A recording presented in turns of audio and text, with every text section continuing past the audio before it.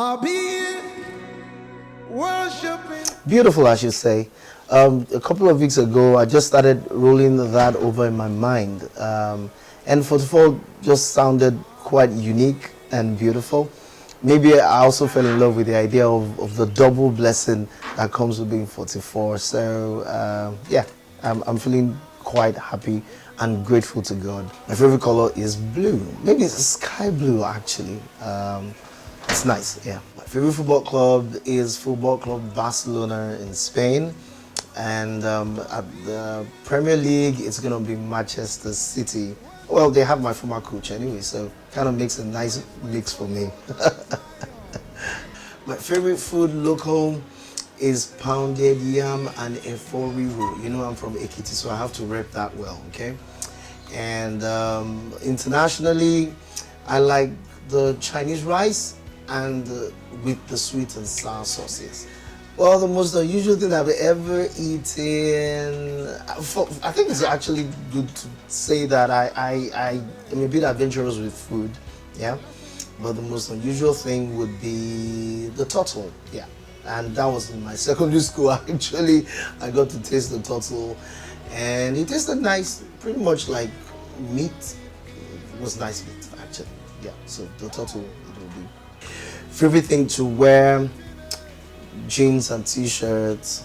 I guess being a pastor and after, you know, all dressed up, you just look forward to looking simple and enjoying yourself. So jeans and t-shirts, yes. All right, my favorite TV show is SWAT, and that's on DSTV. And my favorite movie is the Fast and Furious franchise, yeah. Kind of like them with the Hobbs and Shaw. Also, yes. It's Successful Home Sale Groups by David Young-Cho. And I really like the book because it's not just about house sale, which is of course an integral part of the book, but David Young-Cho actually said a few things about his growing up, about the start of the church, and therein you get to see his personality and some of those personal stories. So over the years, I've given out a number of copies of the book to friends and pastors, and just recommend anybody to actually get to read the book. It will bless anyone who gets to read it. So I like the book. Well, my wife and I had a wonderful time in Finland because it was a beautiful time of ministry, and it's such a wonderful country also. And I guess the second would be Seychelles because it was just holiday time for us and we had a short time. So yes, I love Finland and we had a great time at Seychelles. So I would love to visit South Korea. You know, I almost said North Korea actually, but not North Korea. I like to visit South Korea because it's been my dream to see the world's largest church and to also visit the prayer city. So South Korea it is for me, yes. I like Ludo. Used to be snake and ladder, but the thought of having some snake in the stuff now, so it's Ludo for indoors, and the outdoors, table tennis or basketball. So I like to listen to Pastor Nathaniel Bassey, Dusi Onyeko, and Mercy Chinwo. Yeah. Internationally, I think Kirk Franklin will come as number one for me, and then Donnie McLaughlin. They're all a bit of oldies now, but yeah, those are the songs I listen to after I gave my life to Christ, so I still follow after them. Yes, please. It's interesting. No, never really been in the full choir except for, you know, choirs that are put together for specific events, maybe men's choir, teens choir, but not a full-fledged choir.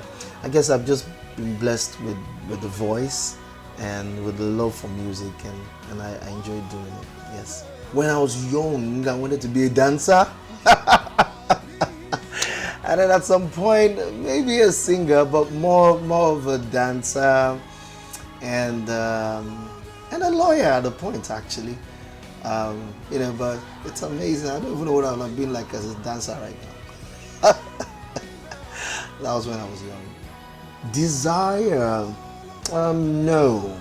Not a desire. I have an assignment in Nigeria and I'm excited to be here doing what God will have me do. And that's it for me, really.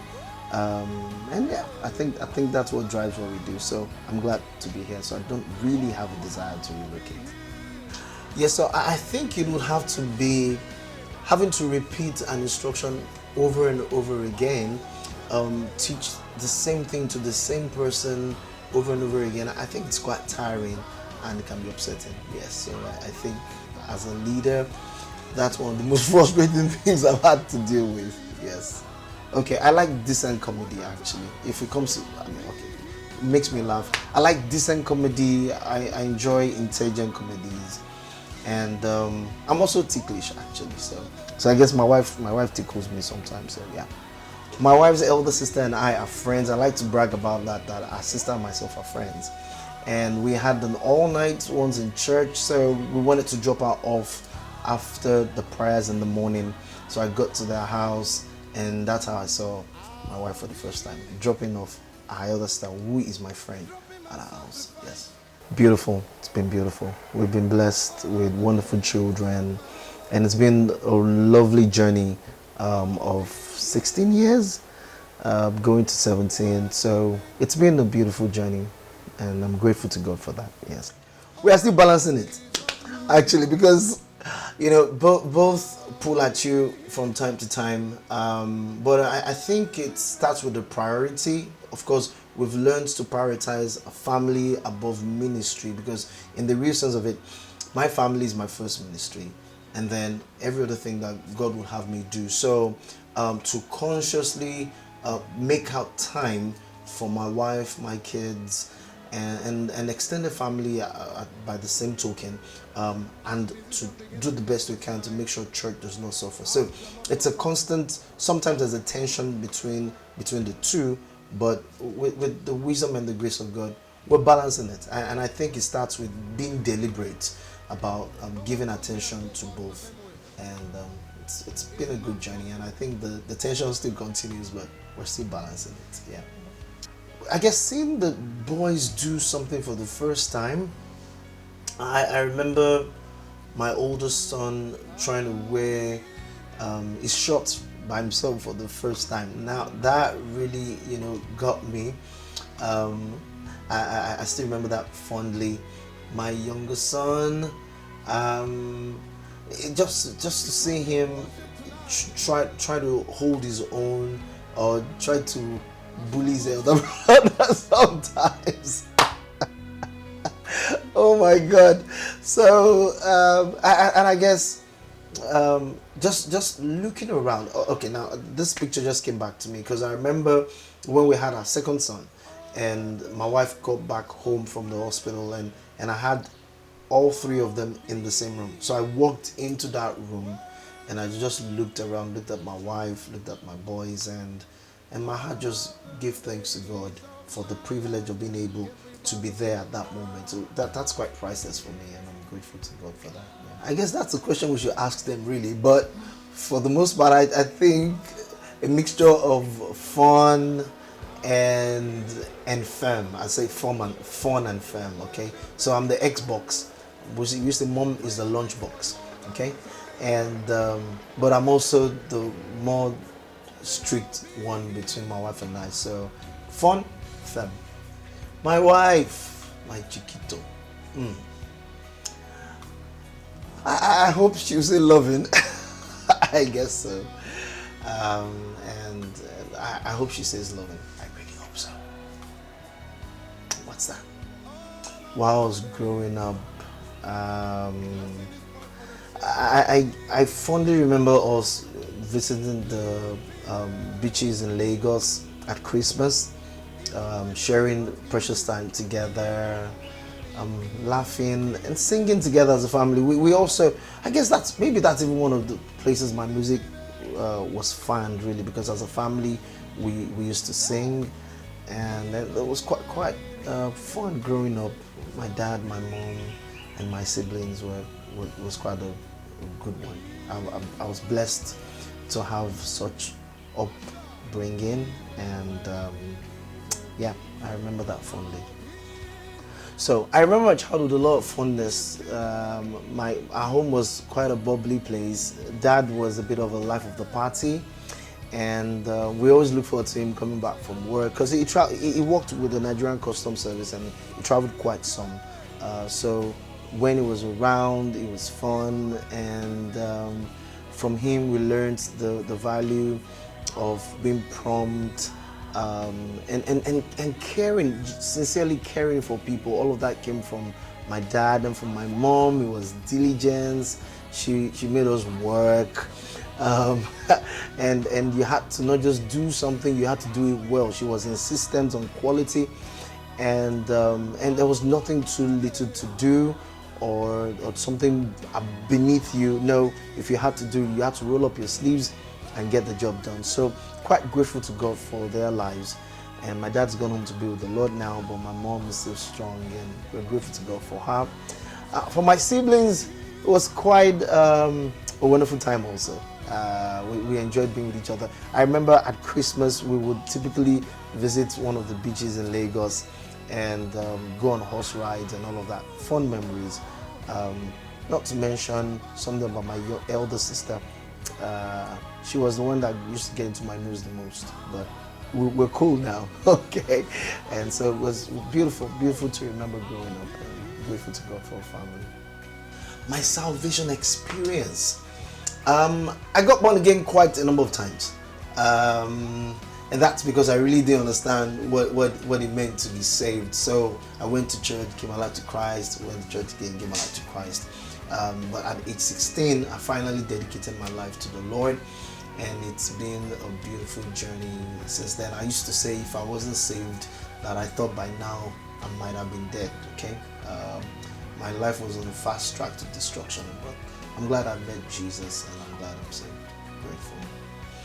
Well, it's been some 28 years now, 1993, of coming to know the Lord. And I guess it's right for me to say, the first thing is that I'm genuinely glad to be saved. I'm just grateful that Jesus died for me. So for me, salvation isn't just one of those things you do or respond to an altar call. No, it was a life changer for me, and I'm genuinely grateful to God for my salvation. So if you're grateful, you hold on to what you're grateful for. If you're filled with gratitude for something, then that thing is important to you. So my salvation is important to me. It is. I guess it's because I'm grateful, it's helped me to stay in the Lord, okay, all these years. And then number two is to come into a realization that God has a plan for my life, and that I'm not just here for myself. I'm here to do the will of God, and pressing into that has helped me. And I guess I should also add that I'm blessed with friends who are genuinely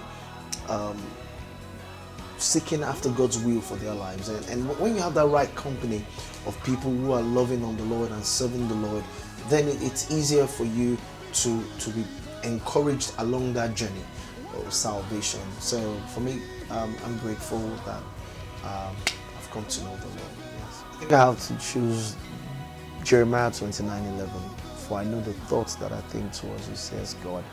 They are thoughts of good and not of evil. It's changed my life. Well, okay, I'll say yes. There are times like that.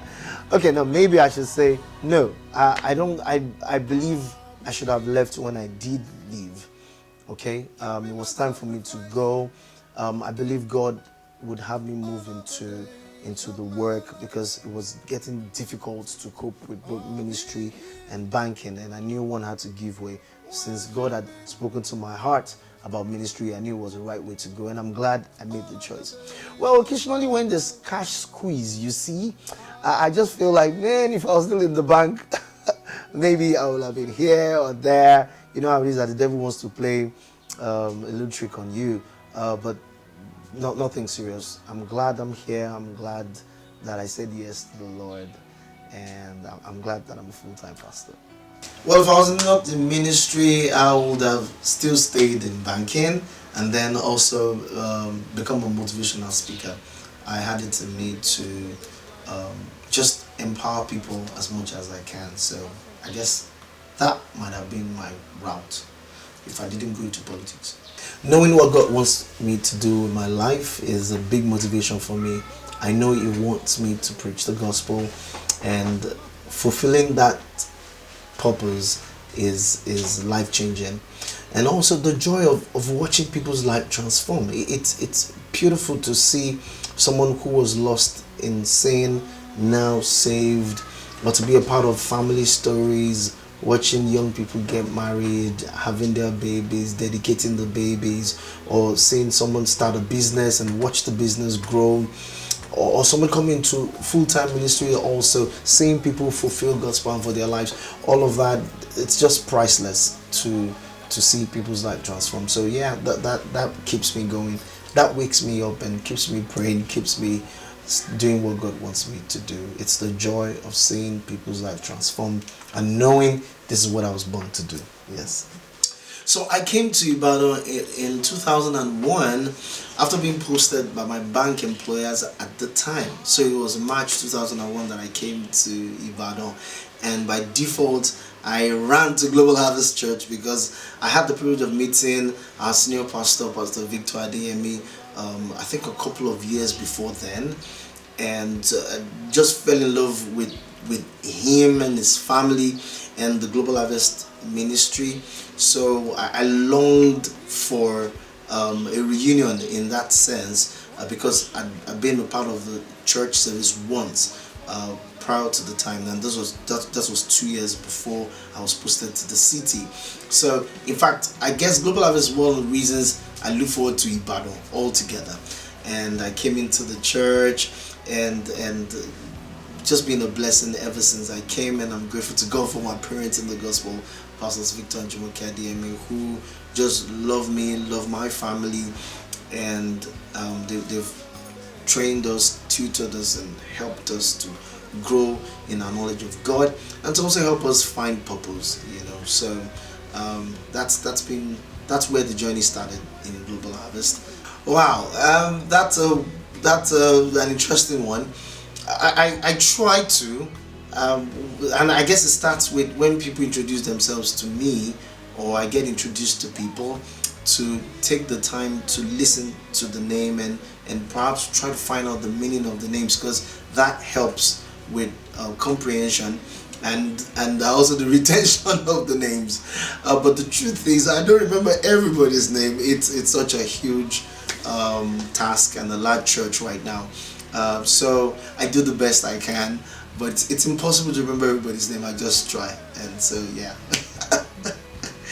Well, I guess it starts with the realization that the people in church are God's people, and it's important how you treat God's inheritance.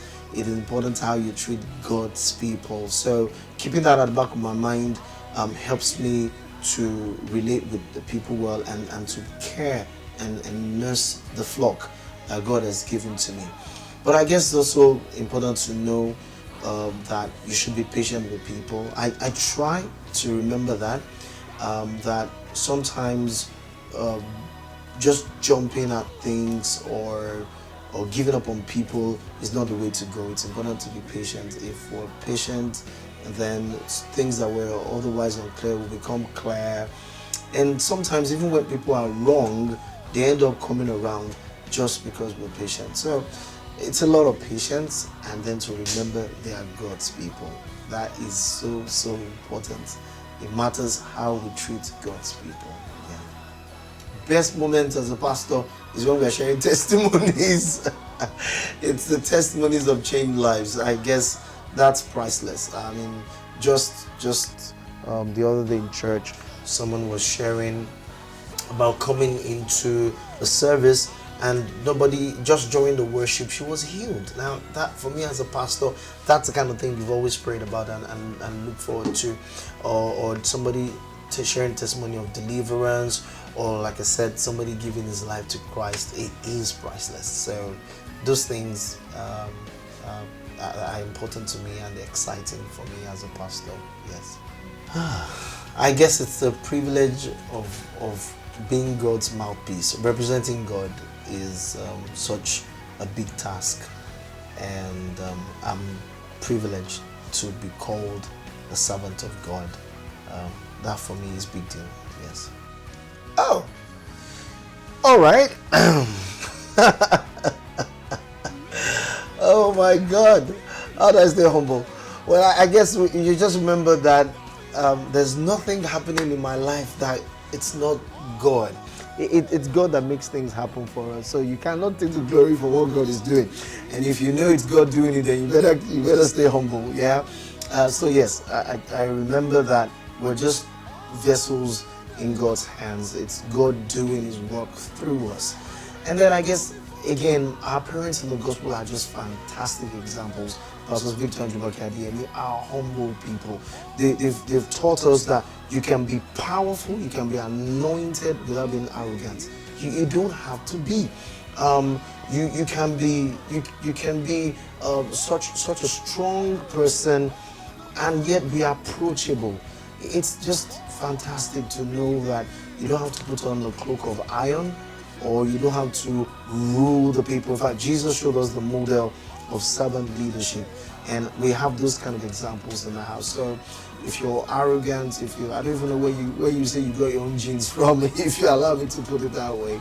So grateful to God for our spiritual parents and the realization that there's nothing happening in our lives that isn't God making it happen. I try to unwind. Of course, my favorite pastime is to watch a football match, especially the one that my team is winning. Okay, it's usually more relaxing that way. Of course, I just remember the joke. So there have been some evenings where I'm really tired, and I'm saying, "Oh, okay, we have a football match." So, and then you're really hoping we win that match, and sometimes they lose. I'm like, "Oh God, these guys don't add to the stress today." Okay, so I like to see a nice match or watch a nice movie, but from time to time, I like to take time alone to just go on personal retreats, to be able to catch my breath and to stay fresh, and know what God would have me do. So yes, that helps a lot. Yeah. I have great appreciation and value for joy, really. I've always believed that it's not God's will, of course, for us to stay sad and moody and gloomy. It doesn't sound like God at all. It says in the presence of the Lord is fullness of joy, and it's right on our pleasures evermore. So I believe joy is of the Lord, and I take my strength and my joy from Him, and also just consciously try to not make life difficult for other people. You don't gain anything by making life difficult for people or by tearing them down. And joy helps people to be productive, to bring out their best. So I'm conscious about that. And also, I just remember that nobody's going to be here forever. We're all going to go at some point. So you might as well make the most of it and be remembered for something good. So whilst you're at it, at work, wherever you are, it's in your interest to let the place be bright and sunny, not dark and gloomy, And so I try to live by that, and I'm glad. So apart from my parents and the Lord, I draw quite some from Pastor Paul Adefarasin, from Les Brown, the motivational speaker, is a fantastic person also, and the late Miles Monroe. I really, really love listening to him, and quite an insightful person. And I guess I have a few friends and acquaintances that also, we get to push each other, so that's good. Given up, not quite given up, but I must say there have been tough patches on the journey. And at such moments, I just try to lean back into God's hands and take my hands off the control of situations and just trust that God's going to make it work together for my good. Honestly, I've always believed that whatever situation it is, the good, the bad, the tough, that God will make it work together for my good, and that's really my testimony. Okay, so tough, but not giving up. In fact, I remember there was a particular evening that I just thought I had so much to deal with, and I thought of giving up. I thought, okay, so what about me just saying, I'm done with this, I'm not doing that anymore. And then God kind of asked me a question that, What would have happened if Jesus had given up in the Garden of Gethsemane? If he had said, you know what, I'm not going through with this, and the answer was, I would not even be saved today. And so God said to my heart, so if you give up, there are so many people that will not be able to come into their own purpose or fulfill their God-given destinies. So I know, I'm conscious of the fact that there are destinies tied to mine. There are lives that I'm designed to impact, and that helps me. Gives me the additional motivation to keep going, even when things are tough. Yeah. So, hey, next decade taking us into 55, isn't it? I trust God that it's going to be beautiful. I look forward to God pouring fresh grace upon my life, for more testimonies, more impact, greater impact. I look forward to books, songs, more churches being planted, mighty harvest of souls, healings and miracles. I mean, I'm excited about the next 10 to 11 years. I think we're going to be rocking in Jesus. Amen. It's going to be beautiful by the grace of God. Whoa. Well, I guess everybody has one or two things that have done better. Definitely. There are things, given the benefit of hindsight, maybe one or two decisions we could have improved on, and if a few tasks I would have pushed a little, more on. So yes, there are things like that. We're just trying not to let those kind of things hold me back, but learn from them, and I keep moving forward. Yeah. So yes, there are things to improve on if I'm given the second chance. Yes. What do I have to say to the younger generation? I think topmost in my heart is to say that we shouldn't just live for ourselves. I see a lot of people who like the fact that they're born again, and they're genuinely born again, but they're kind of trapped in the sense of using God rather than having God use them. So they're trusting God for their work, their careers, their businesses, their academics, and that's a good thing, and I know God does not disappoint us. But there should also be the consciousness that God has a plan for us. He has assignments that He would have us do. Ephesians 2:10 says, where His workmanship created unto good works, which God has before ordained that we should walk in. So the verse says that there are things that God has pre-planned for us to do. So I'm not just conscious of having God help me. I was going to say I should also be conscious of helping God, of letting God use me to do the things that He wants me to do. So I'd like to say to every young person, don't live for yourself, live for God. Let it be that you're about what God wants you to do. Let your life glorify His name. And I guess that's the second part of the story also, because a lot of people think it doesn't matter what you do with yourself and how you live your life. But I say no, young person. For example, God's called all of us, His children, to preach the gospel, to be witnesses for Him. And there are things you do that reduce your ability to influence others. There are things you get involved with that makes it difficult for your testimony to be strong and to be believed. So we start with that place of realizing God has a plan for us. We want to do things for God. We match it with a character that honors God, so that at the end of the day, both the testimony and the character can align to bring glory to God. And I like to say that, and to also say to you, maybe finally, young person, your future is ahead of you. Oh my God, one of the greatest blessings of being young is that you can pursue things, you can learn, improve, and get better. I remember someone said to me some years ago when I was going to come to full-time ministry, and he said, Femi, are you sure you're supposed to go into full-time ministry? He said, anyway, you're young, so if you're wrong, you can always turn around and get it right. His wisdom or the foundation of what he said was right, the application was wrong, because it was just trying to help me, or it was warning me, so to say, because I was going to full-time ministry. But the truth behind what he said is powerful. If you're wrong, you can always realign yourself. So I want to say to you, you can always realign, you can adjust, you can learn and pursue all that God has for you, because your future is ahead of you, and you are the future of the kingdom, you are the future of our nation, you are the future of the world. So go for it. I'm grateful to God for quite a whole lot, for my entire life, to be honest. Um, if you had asked me when I was 13, 14, if I'll be here today, my answer would have been completely different, because I didn't see this.